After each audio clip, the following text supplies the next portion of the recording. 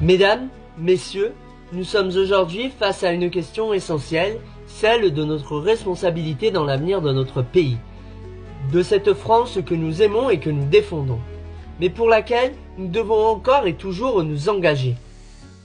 Il est facile de se dire que notre voix n'est qu'une goutte d'eau dans l'océan, que nos actions individuelles n'auront pas de poids dans la marche du pays, mais rien n'est plus faux.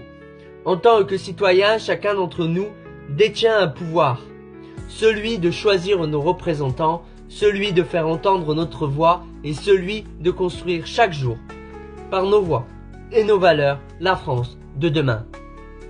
Bien sûr, nos représentants politiques ont aussi une responsabilité immense dans l'avenir du pays. La France ne peut être la France, mes amis, que si nous la considérons tous comme une grande nation, digne de notre attention et de nos efforts.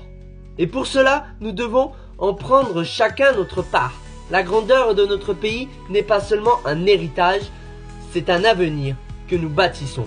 Il n'y a pas de citoyens mineurs en cette entreprise commune. Nous sommes tous les bâtisseurs de cette maison commune. Personne n'est entièrement responsable du chaos actuel. Ce chaos, ne l'oublions jamais, n'est en rien une fatalité. Si le présent nous inquiète, alors il nous appartient de le transformer. Rien n'est perdu. Tant que nous, peuple de France, nous nous mobilisons, gardons à l'esprit que l'avenir de notre pays n'est jamais un acquis. C'est une conquête quotidienne. Chacun de nous, par ses choix et ses actions, porte une passerelle de cet avenir.